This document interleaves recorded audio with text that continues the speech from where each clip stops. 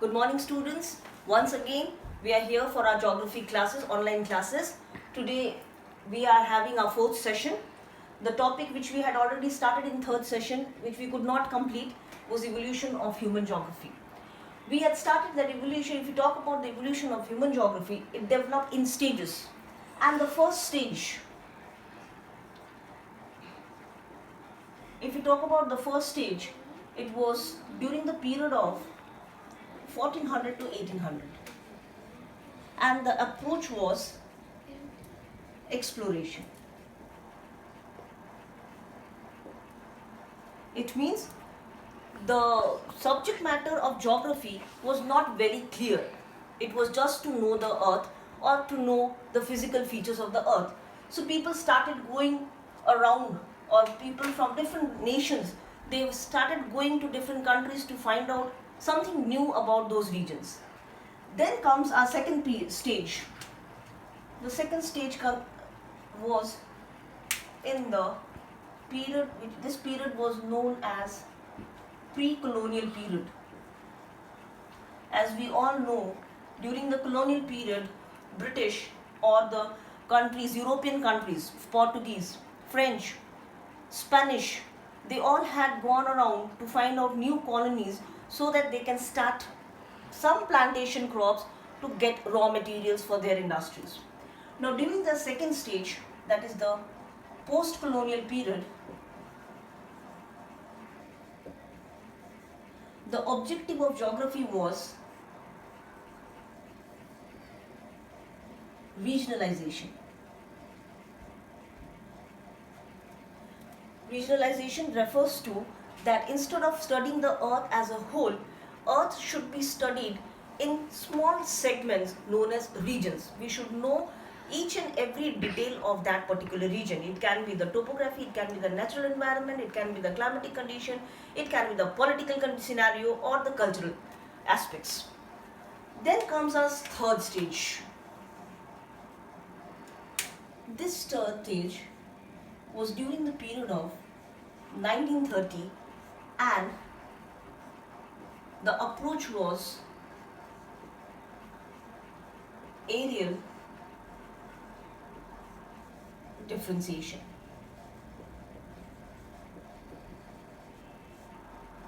As the name suggests, areal differentiation refers to how a region is different from other.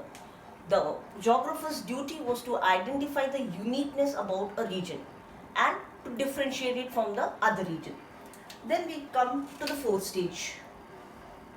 The most important stage which brought a change in geography, that is during the period of 1950s, was quantitative revolution. In this period, we saw the introduction of statistics and mathematics to help to know the geographical models over the earth. In this stage, the geographers ignored the main or the integral part of study of geography, that was man. So people were quite dissatisfied with this quantitative revolution that started in 1950s. So we saw that there was, in 1960, because of this dissatisfaction with quantitative revolution, there was birth of three school of thoughts.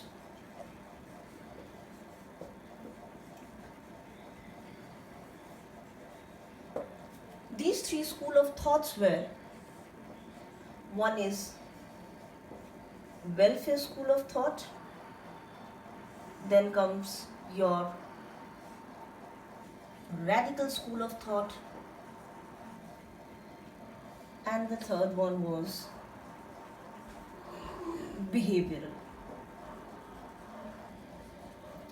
So today we will basically discuss about these three schools we developed during this period, that is the period of 1970s. So let's talk about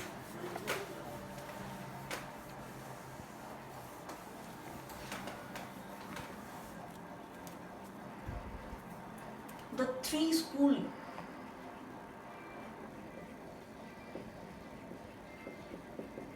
of thought which developed during the period of 1970 was, let's talk about the welfare school of thought. This thought was basically because quantitative revolution ignored the condition of man on the surface of earth, so they wanted to talk about man, the issues which were related to man, or what is the most important thing required for human development. So in welfare school of thought, it was basically a thought of social well-being. So what is required for human beings to develop? We know the basic requirements of man is food, shelter, education, employment,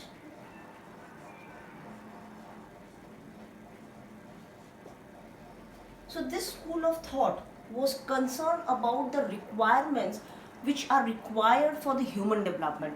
They were basically concerned with 4 questions: who, what, where, and how. They wanted to study about people, so the concern was the people of any geographical area or region. What refers to the services or commodities enjoyed by the people of that region. Where refers to the situation. We know the society is divided into 2: people with high standard of living and people with low standard of living. Last one, how. It refers to the processes which brings such changes, that why a society is considered as high and low, because the people who will be in high standard will be enjoying all the amenities which are required, for example the food, shelter, clothing, education and employment. So this was all about the welfare, the social well-being of a man or social well-being of people. Then there comes second school of thought, radical.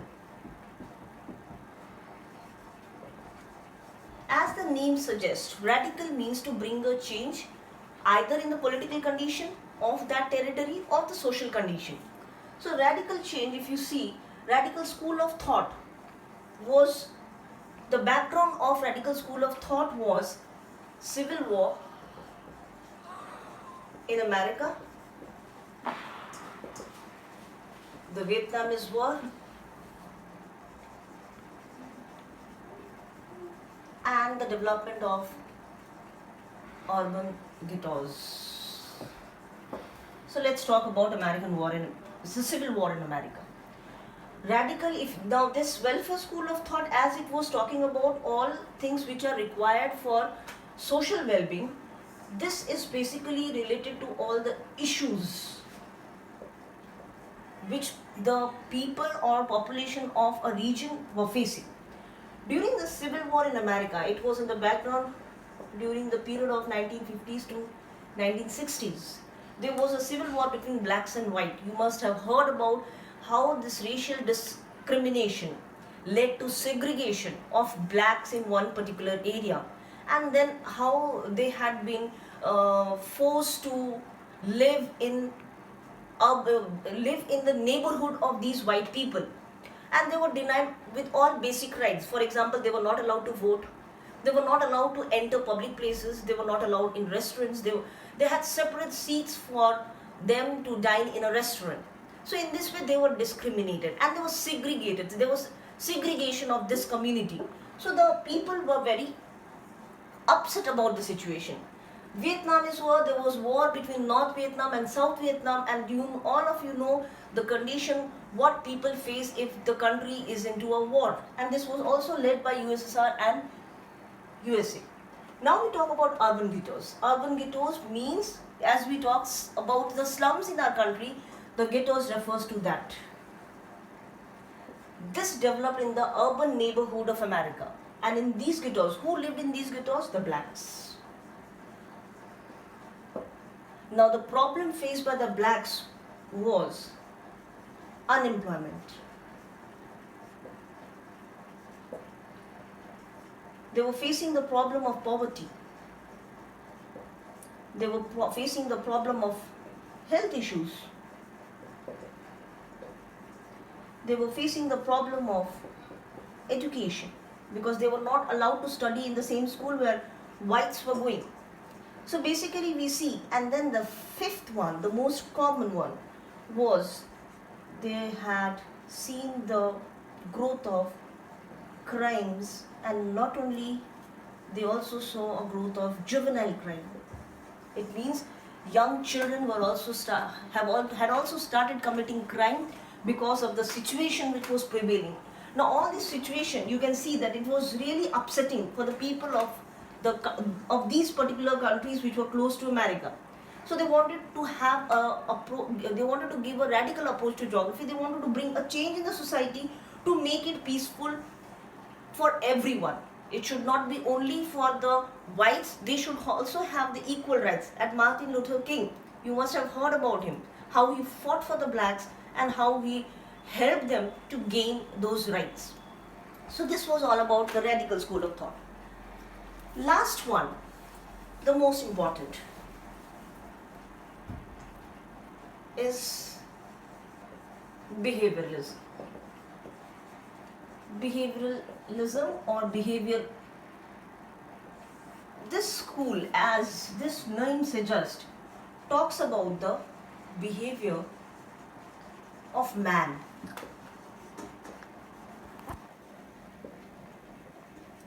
Now each and every individual's behavior, you cannot match his behavior with the behavior of a other person. So it means if I give you you want to interpret or you want to get a solution of any problem, you will find different people will have different solution for it. Because whatever you see in the world as a reality, you prepare an image and then you act accordingly, because whatever image you have perceived from that situation, your way of tackling that situation will differ from each and every individual. So behavioralism basically studies that how a man behaves in a given situation. It was said that each and every person on earth, whether he belongs to a particular ethnic group or a religious group, you will find there are differences in which he behaves, maybe because in which culture he has been brought up.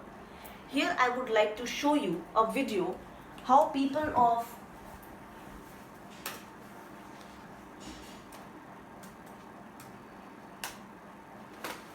Here I would like to show you a video in which you will see the behavior of one tribe of Africa, how they behave, because they have been grown in such a culture which teaches them human value, how humanity should work. It is Ubuntu, the story of Ubuntu, which means humanity. One day, a Western anthropologist went to Africa to study the social behavior of an indigenous tribe. He proposed a game to the children, and they willingly agreed to be part of it. He put a basket filled with fruits underneath a tree and made the children stand 100 meters away. Then announced that whoever could reach the basket first would win the whole basket and could eat all the fruits by him or herself. He lined them all up, raised his hand to give the start signal. Ready, set, go.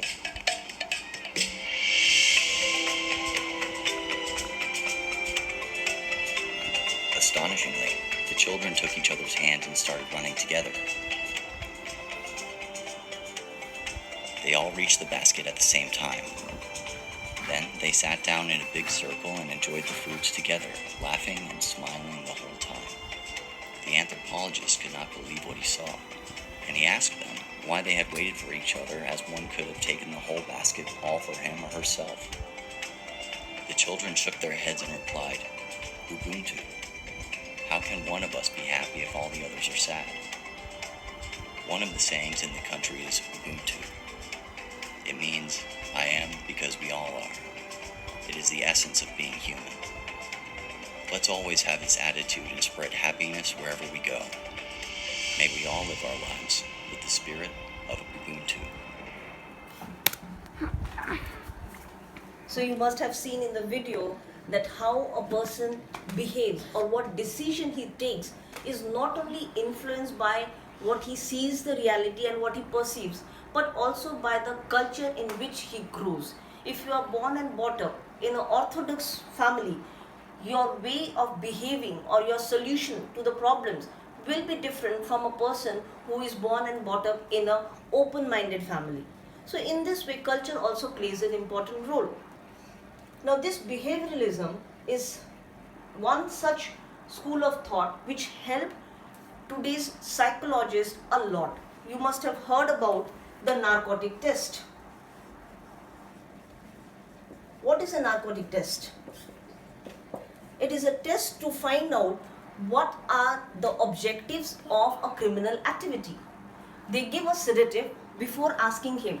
Now because he is under that sedative, cannot prepare an image so that he cannot tell a story. He has to tell exactly what has happened and why he has committed the crime. So his behavior is such that he has to respond immediately and he cannot tell a lie. So behavioralism is basically to study the behavior of a man. This subject also helped a lot in psychosomatic test, which studies the behavior of person. So this is all which we have done today. So I'll just repeat it once again, that the three school of thoughts which developed during 1970, one was welfare school of thought, which talked about the social well-being of the people. One was radical school of thought, which talked about the social issues which were faced by the people on the earth, and was mainly influenced by Marxist thought. And the last one was behavioral school of thought, in which we know that behavior of each and every person differs on the surface of earth because they belong to different social, ethnic or religious communities. Thank you for the session.